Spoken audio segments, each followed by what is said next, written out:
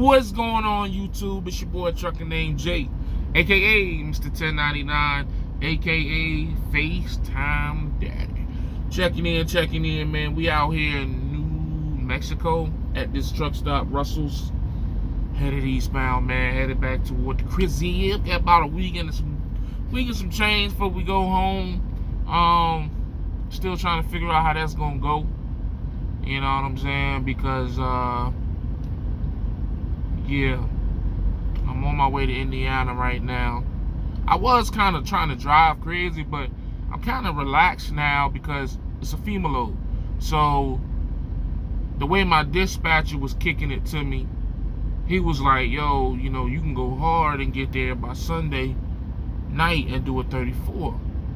But then I thought about it like, well, if I can go on PC and stay on PC up until 10 hours before delivery time, which is Tuesday morning, and I'm already within like less than 1,200 miles, why don't I just, like, I'll probably drive today on regular drive time, but then tomorrow I'll just do all of that on PC. That way, I still do a 34. I still do the legal 10-hour break that you got to do after you finish driving, and I get a fresh clock on Tuesday. You know what I mean? I feel like that's a win-win. So that's probably how I'm gonna play it. You know, just chill and drive today till I get tired. Who knows? Maybe I'll drive 14 hours a day. Maybe I won't. But tomorrow will probably be all PC, and then I'll get there and chill out, and then Tuesday deliver it. I'm not, like I said, man, I'm not really pressed about making a lot of money this last week before I go home. Like, and then on top of that, because I'm going home, I feel like it really ain't no sense in me doing a 34. Like with this company, they like the way they run me. Like, we do 34s every week. So if I'm doing a 34 over this weekend, over the course of this weekend, or this Monday to Tuesday, that means my next scheduled 34 would be what? Saturday or whenever. Like, I might tell him whenever he would schedule me to do a 34, just gonna send me home. You feel what I'm saying? Because it don't make sense to do a 34 then go home. You feel what I'm talking about? Like, if, like, let's say you run me Tuesday, Wednesday, Thursday, Friday, Saturday. 5 days, right? Send me home. That's just how I'm looking at it. Have me home by that Sunday or Monday. You feel me? Like, instead of just trying to squeeze out all this extra money, like, I just feel like when it's time to go home, it's time to go home. And I think that's how I'm gonna just break it down to him tomorrow. Like, man, like, look, let's not stress over this. I done been out there for 5 weeks. 5 weeks as of next Tuesday. So let's not stress it. I done made the money I feel like I need to make to go home and be okay. You know, I'm gonna be making money on the way home, so I'll still get a check. I'm not expecting that check to be super big. You know, if it's 15 to 2,000 on the way to the house, I'm cool with that. I think it'll be more because, you know, just because shit been going real good right now. But anyway, that's not what the video about. We about 4 minutes in and we ain't even got into the video. This video is about how VL Trucking lied to me. They lied to me, man. They hurt me. Here I am hyping their company up, praising their graces, and they lied to me, man. They lied to me, man. What I'm supposed to do now, man? I'm supposed to promote their company now. They lying to me, man. Nah, what happened was, I was originally told that there was no warranty left on this truck. No warranty. And me being me, I'm not a person that you can just tell something to without confirming it. You know what I mean? It depends on the way that you tell it to me. Like, if you tell me something and you sound confident and firm in what you saying, like, I'm gonna check that. You know what I'm saying? I'm not gonna check that. I'm just gonna be like, okay, you know, they seem to be pretty. You know, I might still like check it a little bit, but I'm not gonna do a thorough investigation. But when you tell me something and I can hear the hesitation in your voice, and it's just like, I'm a double check, especially in this industry, because you get told a lot of bullshit in this industry. You feel what I'm talking about? So what I did was I went and did the Carfax on my truck. I went and started a call. I picked up the phone because I wanted to, because I'm responsible for this truck while I'm in this lease. You know, whether or not I buy this truck, I don't know. But while I'm in this lease and while I'm making this great money, I am fully responsible. Well, not fully, because I found out something about the warranty, but I'm responsible fully for all maintenance and mechanical issues with this vehicle. So I just wanted to do my research, just like I would if I was to buy a car, which I probably will be here soon. I don't know how that's gonna go, but we'll see how it go. You know, so I wanted to know the vehicle history, find the vehicle history. So I called Truck Country. Now, mind you, let me let y'all know. Now, it's like 3 different truck countries. Like one sells like vans and trucks. One is it's just like a bunch of different of them. You know what I mean? Like, you know, because you can have the same business name in different states. You know what I mean? So it may be a Holland Logistics LLC in Wyoming, California, Nevada. Who knows? You know what I mean? So that's gonna come in handy for me later on when I be petty. But we ain't gonna get into that right now. But yeah. So what's gonna happen is what's gonna happen? What happened was I was calling around. I called like 3 different truck countries. Finally got to the one that this truck came from, which was the one in, I want to say, Milwaukee or somewhere up in that area, Milwaukee, Indiana, Illinois, somewhere, wherever that area is. Found that VL Trucking bought this truck about 2 months ago, back in June, from Truck Country. So, you know, first thing I wanted to find out was about the warranty. I wanted to really know, was the warranty expired? And what happened was I got sent an email. I gave them the last 6 of the VIN. If you want to find out anything about the truck, all you really need is the last 6, I think 6 digits of the VIN. Gave them that. Come to find out, I still have some warranty left. Now, I don't have any left on the engine, like the major components of the engine. That expired in 2018. However, like little small shits, I think the dude told me, like bearings and shit like that, still got that covered.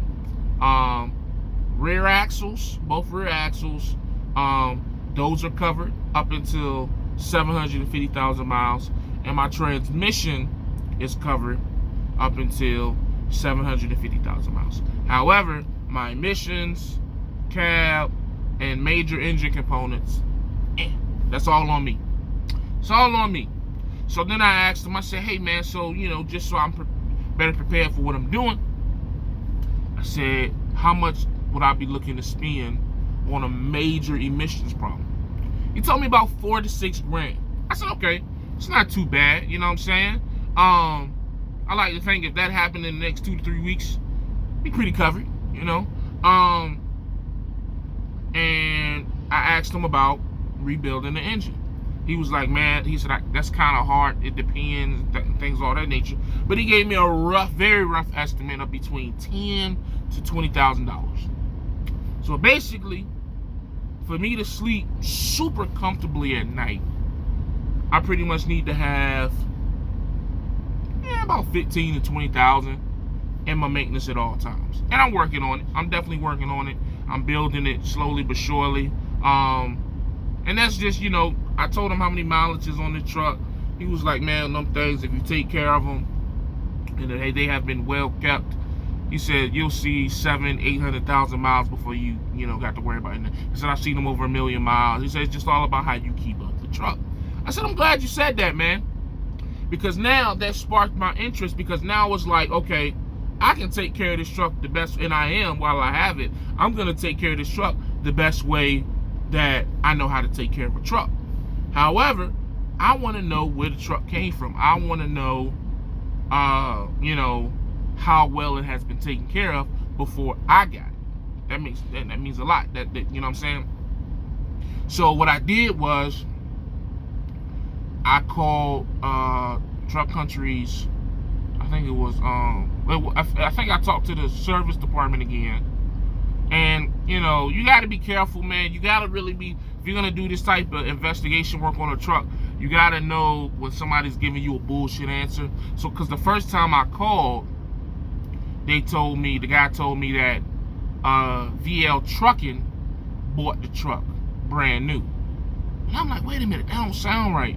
Like, you know what I mean? Because then I called VL. Mind you, again, you have to set, like, all of this was over the course of like an hour and some change that I made all these calls. So you got to put some time into this shit. I mean, just when you on this side of the industry, man, little small details like this can save you a lot of money. I'm just being honest, like, on what I'm learning. But anyway, so I called VL Trucking back. Said, hey, man, how long ago do y'all buy these? Oh, we only bought them 2 months ago. Okay, thank you. Click. So I called Truck Country back. This time, instead of talking to the service, I talked to sales. And I was like, hey, I want to get a purchase history on, like, a vehicle. Like, you know, I know VL Trucking bought it, but when did they buy it? And, you know, they was like, oh, they bought it in June. Okay, cool. That matches up with VL Trucking said. Now, who had this truck before VL Trucking? Where did y'all get it from? Did y'all, you know what I mean? Like, what's up? I'm sorry, sir, why do you need that information? And, like, you gotta understand, man, if they ask you that question, just be honest with them. I told them, I said, look, I'm leasing this truck. I'm potentially going to buy it.